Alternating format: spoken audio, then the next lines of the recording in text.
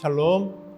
오늘 또 주님의 말씀 앞에 또 마음을 여는 성도님들의 삶 위에 성실함을 기억하시고 보상하시는 하나님의 은혜가 풍성히 임하길 축복합니다. 때로는 우리의 수고와 헌신이 외면당하고 또 억울한 상황 가운데 놓일 때가 있습니다. 그러나 하나님께서는 모든 것을 보고 계시며 때가 되면 반드시 갚으시고 높이시는 분이심을 우리는 믿습니다. 오늘도 말씀에 비추어서 우리의 삶을 돌아보면서 또 하나님 앞에서 진실하고 충성된 길을 걷는 복된 하루가 되길 소망합니다. 오늘 우리에게 주신 말씀을 함께 읽겠습니다.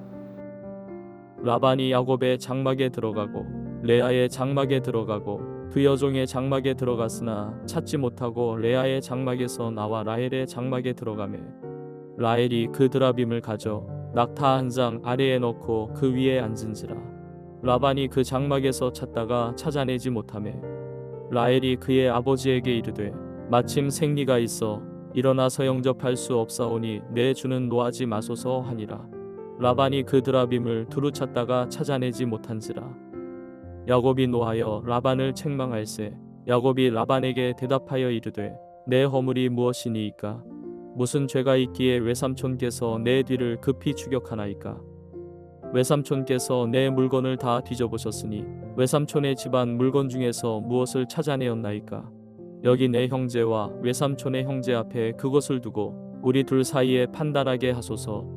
내가 이 20년을 외삼촌과 함께 하였거니와 외삼촌의 암양들이나 암염소들이 낙태하지 아니하였고 또 외삼촌의 양떼의 순양을 내가 먹지 아니하였으며 물려 찢긴 것은 내가 외삼촌에게로 가져가지 아니하고 낮에 도둑을 맞았든지 밤에 도둑을 맞았든지 외삼촌이 그것을 내 손에서 찾았으므로 내가 스스로 그것을 보충하였으며 내가 이와 같이 낮에는 더위와 밤에는 추위를 무릅쓰고 눈 붙일 겨를도 없이 지냈나이다. 내가 외삼촌의 집에 있는 이 20년 동안 외삼촌의 두 딸을 위하여 14년 외삼촌의 양떼를 위하여 6년을 외삼촌에게 봉사하였거니와 외삼촌께서 내 품삯을 10번이나 바꾸셨으며 우리 아버지의 하나님 아브라함의 하나님 곧 이삭이 경외하는 이가 나와 함께 계시지 아니하셨더라면 외삼촌께서 이제 나를 빈손으로 돌려보내셨으리이다마는 하나님이 내 고난과 내 손의 수고를 보시고 어젯밤에 외삼촌을 책망하셨나이다. 야곱은 20년 동안 외삼촌 라반 밑에서 고되고 정말 억울한 삶을 살았습니다. 지난 본문에서는 하나님의 인도하심으로 라반의 추격을 피해 도망쳤고 하나님께서 밤에 라반의 꿈에 나타나셔서 야곱에게 선악간에 말하지 말라라고 말하셨기에 라반은 야곱을 해치지 못했습니다. 그러나 라반은 쉽게 물러서지 않았습니다. 그는 야곱에게 드라빔, 가정의 수호신이죠. 그것을 도둑질했다라고 의심하며 야곱과 그의 가족들의 장막을 샅샅이 뒤졌습니다. 실제로 드라빔을 훔친 사람은 라헬이었으나 야곱은 이를 모르고 그것을 훔친 자는 살지 못할 것이다 라고 단언했습니다. 라헬은 낙타 안장 밑에 드라빔을 숨기고 또 생리를 핑계로 일어나지 않음으로써 아버지를 속입니다. 라반은 결국 아무것도 찾지 못하고 돌아섭니다.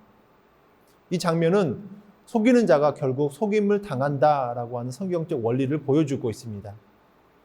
라반은 그간 수없이 야곱을 속이고 이용했지만 이번에는 딸 라헬에게 속는 일을 겪습니다. 이것은 하나님께서 야곱을 보호하시기 위해 라반의 눈을 가리셨기 때문이며 정말 뿌린 대로 거둔다라고 하는 하나님의 원리가 드러납니다. 야곱은 이 상황을 통해서 그동안 쌓아두었던 울분을 터뜨리며 라반을 책망합니다.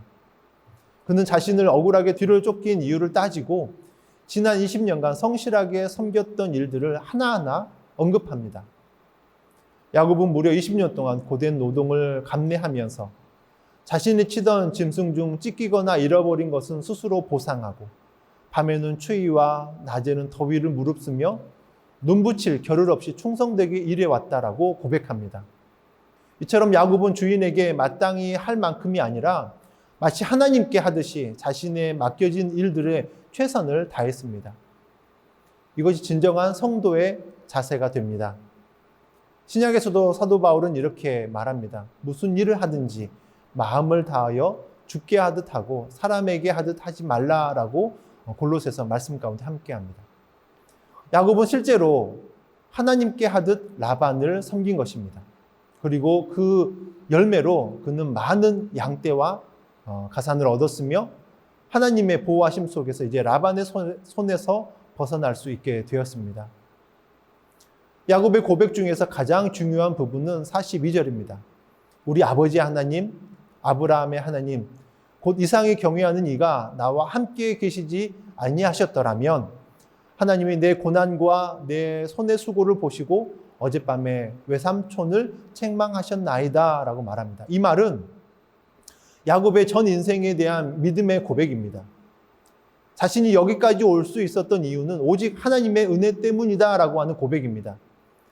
인간적인 지혜나 꽤 노력도 있었지만 그것이 아니라 하나님이 돌아보시고 인도하신 덕분이었다라고 하는 것입니다. 결국 삶의 열매는 하나님께서 맺게 하시는 것이며 우리가 해야 할 일은 어떤 상황 가운데에서도 성실함과 정직함으로 하나님을 바라보는 것입니다. 라반은 처음부터 끝까지 야곱을 착취하고 이용하려 했습니다. 야곱의 성실함을 알고 있음에도 그것을 이용하여 자신의 이익만을 챙겼습니다. 그는 야곱의 재능과 헌신을 하나님의 뜻과 무관하게 자기 자신의 이익을 위해서 붙잡으려고 했던 인물이었습니다. 하지만 하나님께서 개입하셔서 라반의 악한 의도를 꺾으시고 야곱의 앞길을 열어주십니다. 이것은 하나님의 백성을 대하는 자는 결코 끝까지 형통할 수 없다라고 하는 교훈이기도 합니다. 이 사건은 우리에게 많은 도전을 줍니다.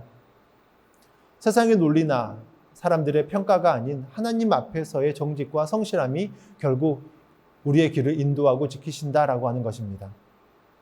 라반처럼 권력은 진자가 아닌 억울한 야곱을 하나님이 기억하시고 야곱의 수고와 고난을 주목하시며 그를 높이십니다. 사랑하는 성도 여러분, 혹시 지금 억울한 일을 당하고 계십니까? 아무도 여러분의 수고를 알아주지 않습니까? 성실하게 일하고 최선을 다해도 보상이 없고 오히려 오해와 비난을 받습니까? 그러한 삶을 야곱도 살았습니다. 그러나 하나님은 다 보고 계셨고 때가 되자 야곱을 높이셨습니다. 세상의 논리에 휘둘리지 않고 죽게 하듯 살아가시기를 원합니다. 내가 하나님을 섬기듯 사람을 섬기고 내 일터에서, 가정에서, 교회에서 맡겨진 일을 성실하게 살아간다면 반드시 하나님께서 기억하고 갚아주십니다. 이 땅에서 속이는 자가 유리해 보일지 몰라도 하나님의 심판과 보상은 정확합니다. 우리가 믿음으로 주님만 바라보고 살면 하나님은 우리의 길을 열어주시고 그 어떤 상황 가운데에서도 원수 앞에서도 우리를 보호하시고 마침내 승리의 길로 인도하여 주십니다. 그 길을 정말 넉넉하게 은혜로 걸어갈 수 있는 귀한 성도님들 모두가 되길 축복합니다. 함께 기도하겠습니다. 신실하신 아버지 하나님, 하나님은 아시고 기억하여 주신다라는 말씀 앞에 우리의 삶을 다시 한번 올려드립니다. 야곱이 고된 인생 가운데에서도 세월 가운데서도 불평 없이 성실히 살아갔듯이 우리도 주님 앞에 죽게 하듯 살아가기를 원합니다. 보이지 않는 곳에서의 수고도 눈물로 드린 헌신도 결코 헛되지 않음을 믿습니다. 억울함 속에서도 진실함을 지킨 야곱을 하나님께서 지키시고 높이셨듯이 우리의 삶의 모습 가운데서도 은혜를 더하여 주시옵소서. 세상의 기준이 아니라 말씀의 기준으로 살아가게 하시고 사람이 아닌 하나님을 의식하며 살아가게 하여 주시옵소서. 때를 따라 돕는 은혜로 우리의 걸음을 인도하여 주시고 하나님 앞에서 부끄럽지 않은 충성된 자로 세워 주시옵소서.